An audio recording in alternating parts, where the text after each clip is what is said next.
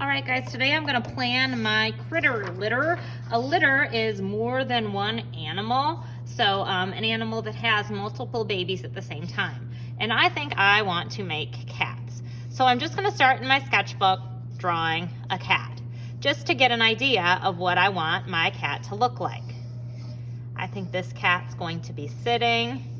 He has a tail and front paws. Now, I can make changes as I work. I don't need to make mine look exactly like this when I make it later from clay. And so there's a kitten. It's just to kind of help me plan. Now, the second step in the planning process is to do in a material that's similar to clay, Play-Doh. I'm gonna start by rolling a ball from my mama cat's head, and then I'm going to pinch the clay to make ears. I'm going to make her body. I'm gonna roll a ball and kind of smush it to make it more like an oval and attach it on. This is just practice, so when I get to the clay step, it's easier for me. Legs, one leg.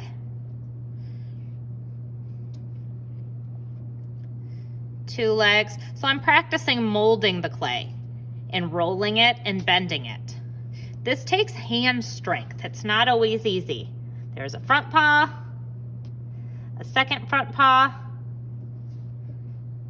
and then a tail.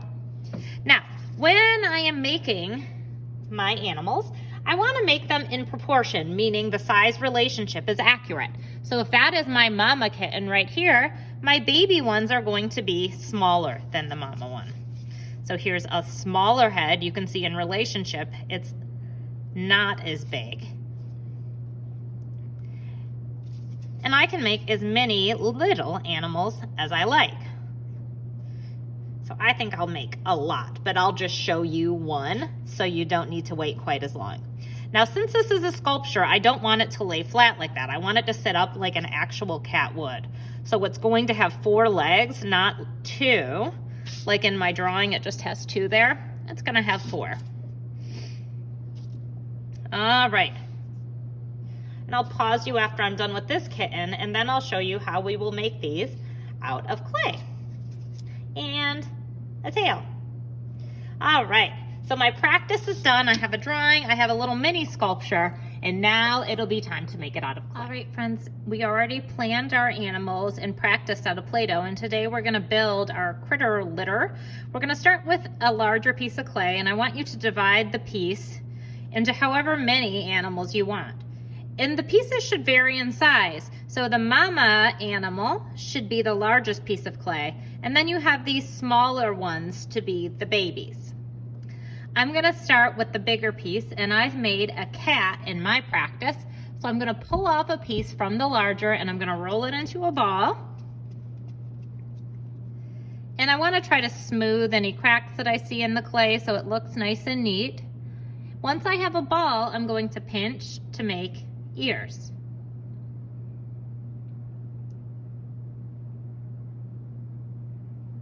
Now I'm going to make my cat's body. I'm gonna roll another ball, and then this time I'm gonna roll it a little bit back and forth to turn it into more of an oval instead of a ball. Now, when I'm attaching clay, I need to do what is considered the glue for clay, and that is I use something called slip. The slip is applied with a toothbrush, and you scratch either side of your clay to be attached, and you press it together. Now, once it's pressed together, you can see there's a little seam in the clay. I'm gonna smooth that seam just to be extra sure that it sticks together. So this is like the glue for clay. If you just put clay next to each other, oftentimes it doesn't stick. All right, right now I have a head and I have a body. It's time for me to make the legs of my cat. My mom cat was sitting, so I'm gonna pull off a small piece, and I'm just gonna mold it into the shape of the legs. I'm not trying to flatten it or cut it. I'm just bending and molding and twisting the clay. Time for me to attach. Slip, that's applied with the toothbrush again, and press it on. Then I'm going to smooth a little bit to ensure that it sticks. Now I'm gonna make the other leg, and it looks like I might have a little bit of extra clay, and that's fine. I can maybe use it on one of my other cats, or maybe I won't need it at all. And again, I'm ready to stick, so I slip and stick and smooth. All right, I have a cat that has 2 back legs. It looks kind of silly right now because you can't really tell what the legs are without the front legs. So now I'm gonna make the front legs.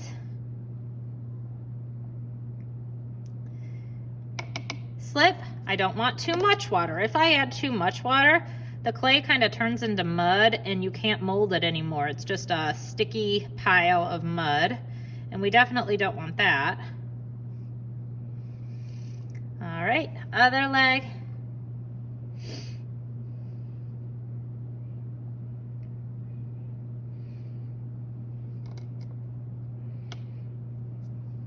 And lastly, I'll need a tail for my cat. So I'm gonna sit her up like that and make her tail. I'm gonna roll what's called a coil. A coil is just a fancy way to say a worm shape out of clay. And I'm gonna make her tail kind of on her back like that. Now, when it comes to the face, you have different choices. I do have googly eyes, and if you'd like to, you can press these into your animal's face. Sometimes when you do that, you wind up getting a little clay on it. That'll wipe off okay later. So I'm just pressing that in. The other option is you can do without eyes for now, and then later when we paint these, you can add your eyes. Another thing you can do is mold your features out of clay. So if I wanted to do my nose and my mouth, I'm gonna roll a really skinny coil, and then I'm gonna shape it to be my nose and my mouth, almost like a line. So I'm gonna put a little bit of slip on the face where I want it to stick, and then I'm gonna do like that.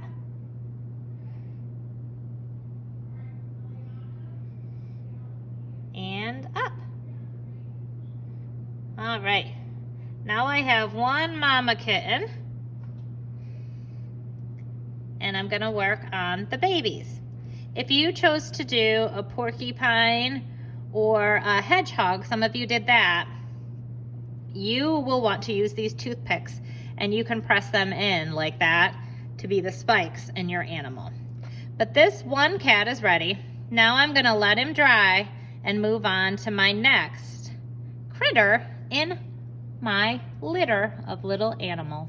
Now it's time to add color to my clay animal, and I'm gonna use temper cakes. Temper cakes are a hard type of paint, so you can see right now it's not soft at all, and you need to add water to make it work. So I'm dipping into my water, and I'm gonna stir it in whatever color I want. Maybe I wanna start with the color brown. Maybe my cat has some brown spots on him or her. And you paint with that color for as long as you want. You want to be careful not to mix the colors. So in between colors, make sure that you rinse your paintbrush and then dip in the new color, stirring to make almost like a puddle. And I'm just going to paint my animal like that. I'm going to try to stay off those googly eyes I had on there. If you didn't add googly eyes, what you're going to do is you're going to paint your whole animal first, and then go back and add details like eyes, nose, mouth. So I'll skip over my nose and mouth right now, and I'll come back to that later once the paint around it is dry. So right now this red paint all around there is wet, and if I try to paint on here, it's just gonna make a big mess. So I'm just gonna wait until the paint's dry. A little bit got on my googly eye. I'm gonna leave it alone, and I'll get it off there once the rest of the paint is dry. It's easier to get off. If I try to mess with it right now, it's just gonna smear and make a big mess. And I'm just painting like that until my entire cat is covered with color. It can be realistic color, it can be abstract color. I've definitely never seen a blue cat, but maybe today is the day that the blue cat came into existence. Now this is paint and not glaze. So usually when we're painting clay, I make sure to remind you to stay off the bottom wherever your piece is sitting. This you don't need to worry about. This isn't going to go back in the kiln. We will put a protective layer on top of it, but that's not gonna happen today. So you don't need to worry about getting it on the bottom. It's okay if you do. Now I'm gonna let this dry for a little bit and then I'll go back in and do the mouth. Okay, now I'm gonna do the mouth. I'm gonna use this black color and I'm just real carefully painting that in. If I needed to do eyes, I'll do eyes on the back. This will be a silly cat. It has eyes on both sides. I would just do 2 dots and that would be fine. Those would be my eyes. I have googly eyes on this side, so I don't need to add eyes. So I'm just gonna keep painting until my whole cat is full of color. Now next time I see you, our paint will be dry and we're going to make a habitat. A habitat is where an animal lives. So your habitat could be a natural habitat. Maybe this is a cat that lives outside and he's a wild cat, or it could be an inside cat. Some of your animals aren't really kept as pets. I saw some lions out there. I hope the lion is living in Africa and not at your house. That would be a little scary. All right, this friend's all ready to dry. Next up, habitat. To make my habitat, I'm gonna make a diorama. A diorama is something that folds up. I'm gonna start by folding it in half one time, increasing it. If it's not perfect, that's okay. Now I'm gonna fold it in half another time, increase it. Now I'm gonna open it. I'm gonna go to the bottom and I'm gonna cut along the crease up until I get to the other crease, to the center of the cross. So I'm cutting, cutting, cutting, cutting, stop. What's gonna happen is I'm gonna fold this up like that and glue it so it'll stand. So I'm only going to see one of the bottom flaps. So what I want you to do is pick one of the flaps and just make an X through it. I'm not gonna do anything to that flap. This flap is the ground. So for my cat, I want my cat to be an indoor cat so he's nice and happy. I'm gonna make things that cats would like. Here's my cat's bed. If you did a tiger, maybe you would be making grass. Maybe you would be making some water for your tiger to drink. I'm gonna make little bowls for my cat's food and water. So that way they have something to drink out of and get their kitty kibble out of, but maybe I will make some kitty nip. Catnip is a plant and cats like to nibble on it. So I'm gonna make a catnip plant, I think. And so this is for my cat in case she wants to nibble on some catnip. Maybe I'll make a little toy mouse on the ground. Hopefully it's not a real mouse. That would be terrifying. Here's a little toy mouse that my cat can chase around just for fun. I'm gonna color the floor. I think I wanna do an orange floor. Well, really it's more of an orangish red. Then I'm gonna go onto the walls. Maybe I'm gonna make a cat tower or a kitty condo is what we've called them at our house. Those are those things that cats can play on, so it has like a base. Oops, I broke my crayon. Then this comes up from there and it's like a little bed for them to sleep in. And then sometimes they have things hanging off, like little things for them to play with. So I'm gonna do that. Maybe there's a window on this side of my house. And again, if you're doing outside, this might be that you're making trees. Maybe you're making grass that stands up really tall. You're making the sky. So it all depends on what kind of animal you made, what sort of habitat you're gonna make for them. Some of you will have a tropical environment. Some of you will have a deciduous forest. And some of you, like me, maybe will be doing it inside of a house because you have an animal that really is more of a pet than a wild animal. So it's gonna totally depend on what sort of animal you did.